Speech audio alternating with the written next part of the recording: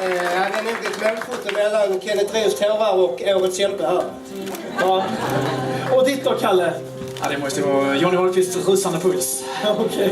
Och mitt starkaste minne är att jag har tagits emot så vackert och snällt av alla er i Ystad. Jag lovar jag kommer tillbaka. Tack för att jag fick vara här. Härmed avslutar jag den här galan. Hoppas ni får en